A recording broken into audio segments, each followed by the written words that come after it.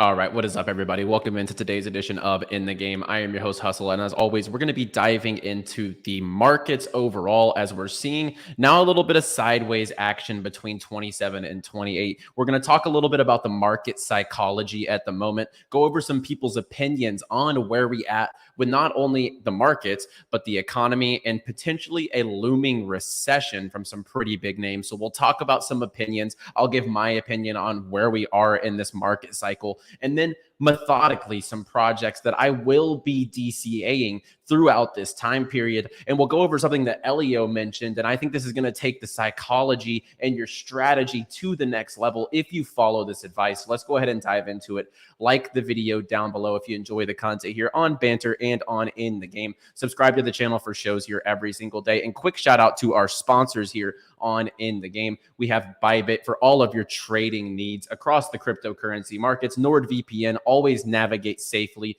Use a VPN when you navigate crypto. Don't disclose your IP address. Vulcan Forge, one of the leading gaming studios, blockchains, and metaverse as a service platforms in the entire sector. SIDUS HEROES, the leading AAA intergalactic experience in Web3 gaming. And last but not least, Synverse, one of the leading Web3 metaverse games, just had their land sale, which is going really well as well. It does look like the Grand Theft Auto of the metaverse. And then if you're interested in coming to meet all of the hosts out in Miami, check the link down below for Bitcoin Miami. We will be out there. We'll be hosting an event. Me, Miles, Sheldon, Rand, the entire team is going to be out there. So guys, be sure to drop down and hit the Bitcoin Miami and check out all of our sponsors in the description below. So let's go ahead and talk about the markets. Obviously, we're seeing pretty red across the board. 7 days, Bitcoin's down 1% a day, basically. So 7% over the last 7 days. Pretty ironic. But as we see this sideways action, if we just go to the all chart, obviously we're well down from all-time highs. We had a little relief here. We took that drop. We're having a little relief here. Now, was this the bottom? I, for one, actually do believe we've seen the bottom. I think if you just take a look at the 1-year chart, I think this right here was the bottom, personally. I think that 15,883 level was the bottom. But does that mean that we're just going to continue this up only and that we're not going to have a pullback off of this aggressive rally? Because if you look at the numbers, Bitcoin's the best performing asset class of any asset to start the year 2023. It almost had a 100% recovery when you look at the year to date. When we got up to 31, right here, about 31,000. It almost did a 100% gain from its lows here to start the year. But we are going through a little bit of a pullback. And if you take a look at the Bitcoin chart and the Wall Street cheat sheet, the psychology of a market cycle, it's actually pretty scary how similar these charts are shaping out at this moment in time. We have that hope, the optimism, the belief, the thrill, the euphoria. And I mean, I think we're hit that euphoria because meme season is here, right? So meme season's taken off. All the other assets are going down. Meanwhile, we have stuff like, let's go to the 7 days.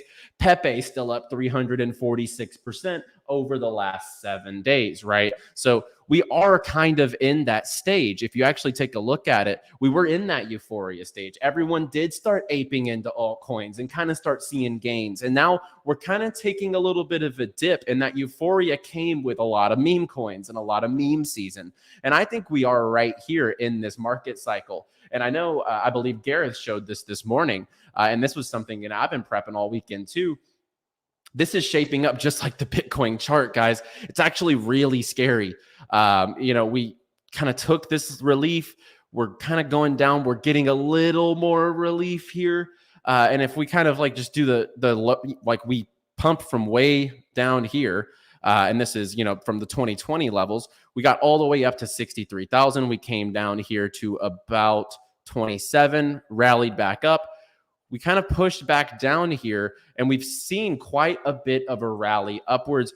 But this does eerily resembles this chart right here. And we would be at that complacency stage where, the rally, like the bear market's over, everything's about to go up, the market's back. But actually, if you take a look at the overall data and the overall sentiment in the market, I think that we are going to see a little worse come out of this with the recession on the way. And as we see here, we have Becker saying there's a recession coming. It'll likely be inflationary.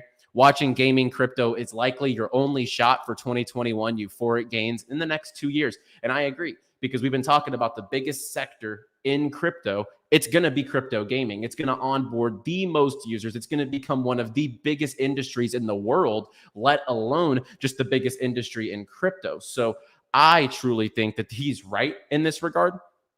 And, you know, this is true right here.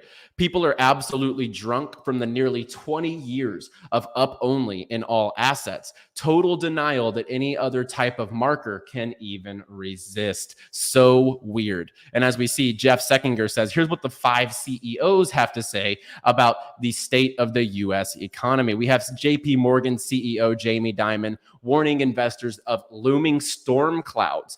And he believes the U.S. economy is generally healthy, but storm clouds could be brewing. Bank of America CEO warns of a recession, but says inflation has shown signs of cooling. Citigroup CEO Jane Fraser predicts the country is bound to slip into a mild recession, and that the slew of bank failures have amplified these concerns, though she expects the recent events to be disinflationary and credit to contract. And then we see Donald Trump in the Full Send podcast saying that interest rates are a little out of hand and that a recession is on the way. So we're seeing a lot of people calling for this recession. Elio also thinks we're going to get a little pullback in the market, but he lays out a strategy here that I think you need to take a look at. You have 2 options, and he's totally right here. Try to catch the bottom. You want to be the guy who sits on the sidelines. You want to be the guy who just sits there and stack stable coins. But then when the market keeps rallying, you get left behind on every single run, right? Now, stress constantly at every pump because you think you missed it and you're ready for it to go lower. That's not a healthy way, and that's not the right way to go about investing. So methodical DCAing is going to be enjoying every pump and dump because you're exposed and prepared to buy more. 99% of you choosing wrong, and it shows. And these are the times whenever altcoins start getting cheap, whenever we do start seeing these downtrends, whenever the recession is looming. I believe this is the time to be starting to DCA your top protocols, get those average levels in, so that way you are actually able to take advantage of this, right? Throughout the bear, we were getting into some of our top projects. We enjoyed that run up from 16K up to 31K. And, you know, our altcoins did well in that time period. Obviously, Bitcoin accumulation, really did well in that time period. And crypto's gone against the grain. And I think it is time for a little bit of relief. And, over the next summer, I think, this summer coming up, I think we might see that actual recession, the debt pile up, the real estate come down a bit. I think it is starting to catch up. And before we dive into some of the tokens that I'm trying to DCA, I think that this is one of the most important tweets that Elio's ever put out. As he says, the most important paradigm shift is the non-zero sum Web3 gaming sector. So as he says, this makes marketplaces, social networks are really hard to disrupt, but not gaming, and especially not crypto gaming. Each hit game will create tens, possibly hundreds of millions of gamers passionate about this industries. And it is my firm belief that the market cap of crypto gaming assets will hit $10 trillion within a decade. Why am I so sure? I got off a call with a gaming exec who has shipped the most iconic titles in history. Billions in revenues, household names. The middle curve approach where you should be taking would be to gatekeep, as I am running another gaming franchise in the space. Without hesitation, I offered assistance to help him in any capacity. I know that one team's success is all of our success, and that is 100% fact. All that Web3 gaming needs is one breakout hit. We saw what Axie Infinity did, and it brought so many new players and new developers to the Web3 side. Now, that was mainly earnings driven. Now, we need to see a big game come into the space. I 100% agree here with Elio, the market cap of crypto gaming eventually becoming even bigger than general crypto. I do see that being a long term. That is going to take over. And I agree with him that if one smash hit comes out of Web3 gaming, every Web3 game is going to benefit from that. So I am looking at the platforms like 𝗎𝗎𝗋𝗋𝗋 underneath $1 and watch those token unlocks. Go to tokenunlocks.app. I'm really looking at 𝗎𝗎𝗋 because when you look at the 𝗎𝗎𝗋 ecosystem, they have everything. They're partnered up with their biggest competitor, Polygon. They have trading card games, strategies, shooters, marketplaces. The ecosystem here is unparalleled as far as gaming, and I'm definitely going to be DCAing their once competitor and now collaborator, Polygon, as well. But I think under $1, 𝗎𝗎𝗋 is definitely looking very, very attractive. And as we see here, 𝗎𝗎𝗋 is the home for the games of the future. Avalanche has taken a pretty steep fall. It got up above $20. Now it's back to $17. I'm thinking that anything below $20 is pretty valuable, but if it gets around $15 here on Avalanche, I think that's a price you can't pass up given the adoption coming to their blockchain. And then a little bit of alpha that you can take advantage of during the bear market or during this little downtrend. Shrapnel operators will be getting the Shrap token airdrop very soon. So the Shrapnel ecosystem token, that airdrop snapshot will be May 1st to May 3rd. So keep your eyes out on that. Magic is taking a super steep drop. I mean, the 7 days from $1.50 down to $1.14. If Magic goes below $1, I will be DCAing heavily as the top ecosystem play underneath Arbitrum for the gaming narrative. More and more games that I talk to are coming into this ecosystem. They want to be a part of Treasure DAO. So Treasure is definitely, Magic is one I am definitely looking to get in front of because this market cap is going to be a multi-billion market cap in the next cycle. And I think strategic DCAs here will pay off in the long term. If Vulcan Forge gets down to that 330, 320 level, I'm going to start some DCAs there as well, given everything on the way with the Elysium chain and Metascapes. And then you see here the engagement they get is very impressive. 550,000 views on this tweet that they put out. And Jamie Thompson, the CEO, they are diligently building in this bear market. Gaming, NFTs, and AI is the most obvious and delicious synergies of technology in the recent times. And that's what they're delivering with everything underneath their hood. Altura, if this dips back below 3 cents, back towards that 2.5 cent level, this is going to be one of the biggest winners on the other side of the bull or of this bear cycle at a $20 million market cap. By far my top low cap token. Another game ecosystem coming in as the 𝗙𝗏𝗏verse DAO, the metaverse platform offering diverse MetaFi and dApp user experiences, are going to use their Unreal Engine SDK to validate EVM compatible addresses and secure in-game assets. So their integration is inevitable. And then for the degens, I am looking at 𝗏𝗏𝗏 Games. They have a big summer coming up with their launch and with everything under the hood that Ian and Scott are building over at 𝗏𝗏𝗏. They've brought on top team members from Halo, EA, and more. This is definitely one that is super undervalued at this time period. And as we see here, their 𝗏𝗏𝗏 Defense beta is, you can get on the test flight now, but the beta, the full launch is coming very soon. And for mobile gaming, I think this is going to be huge for the Web3 space. For the meme coin degenerates out there, UFO, I think, is the meme coin of crypto gaming. And if there were two tokens that kind of fit that narrative, it would be 𝗏𝗏𝗏 and UFO, in my opinion, as far as the tokenomics go. So 𝗏𝗏𝗏 and UFO would be two really good low caps as well that I am looking at. Senate, one of our sponsors here on the show, if this market cap gets down to 2.5 mil,